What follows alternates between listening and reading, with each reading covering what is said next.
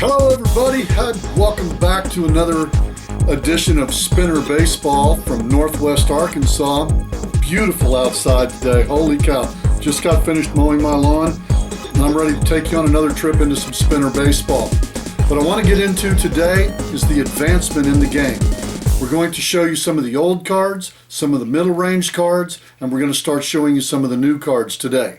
It's going to be different. Some of you old school guys, kick back and look at it, see what you think. Some of you newer guys, you're going to really like this. Back in 1984, I made a phone call to Ethan Allen, the guy that invented this game.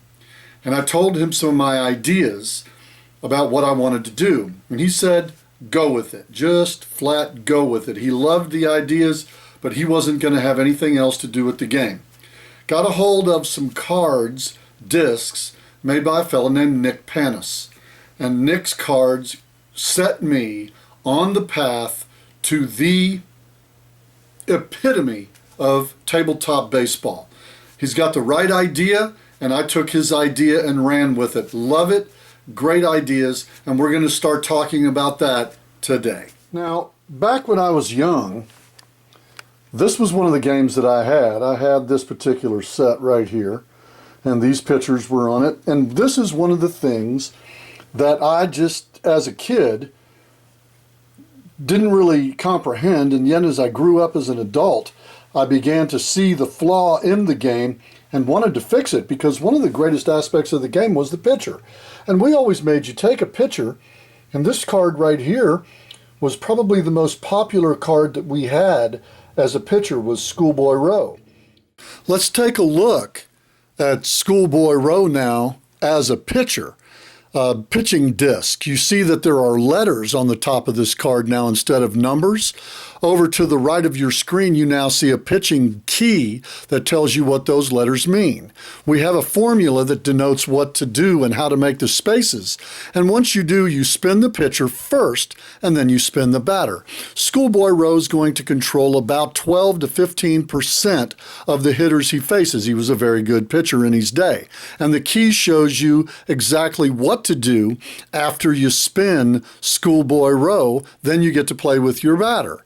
Tremendous little thing. Nick Panis was awesome. Right here, and if you'll look at this card, you'll see it's not that great of a card to use. Wouldn't you rather have another hitter, or wouldn't you rather have something that... Whitey Ford was one of the greatest pitchers of all time, a Hall of Fame pitcher, a World Series winner, and yet in this card right here, why do I want him on my team? He's not that great of a spinner disc, and I really don't have a need for that card. And so when Nick Panis came out with his design, Whitey Ford all of a sudden became good. As you can see right here, this Whitey Ford card, if you paid attention to the pitching key, becomes quite a good pitcher. The K at the top, instant strikeout.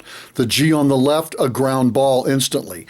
F on the right, a fly ball instantly. Those three spaces, you don't even get to spin the batter. The H with the line over the top, or as we refer to it as an H minus, up in the upper right of the card, that means if the batter gets a hit, you need to spin him again. The home run minus, typically again, takes a home run away, as does the walk minus. The X is a wild pitch. The Z is a hit batter. These are things Whitey Ford, the Z is a wild pitch, the X is a hit batter, because X marks the spot. This makes the Whitey Ford card now one of those cards that you really want on your team. A very, very good pitcher. Thank you for coming up with this idea, Nick Panis. Tremendous idea. And now we were ready to step to the next level.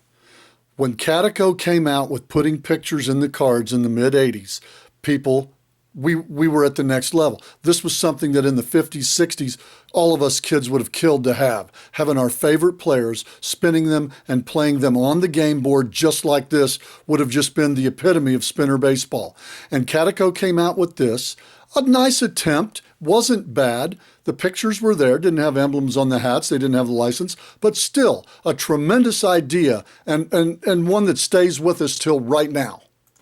We now had the ability with the clear spinner to put information and stuff on the inside of our cards. We could put pictures, we could put names, we could put statistics, we could rate the players and have it right there in front of our eyes as we spun the game. We could see the things that we needed to do. We could add anything we wanted to. We could fill the card up just like a baseball card.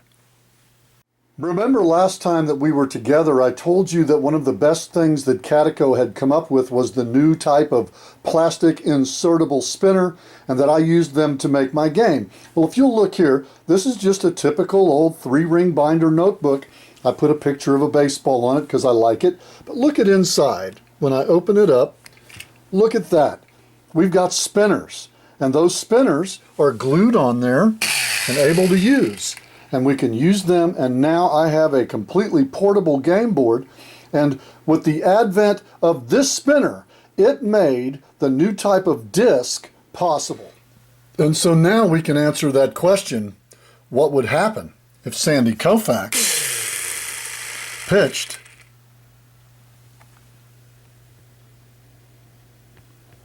to Babe Ruth? He'd walk him. I would too.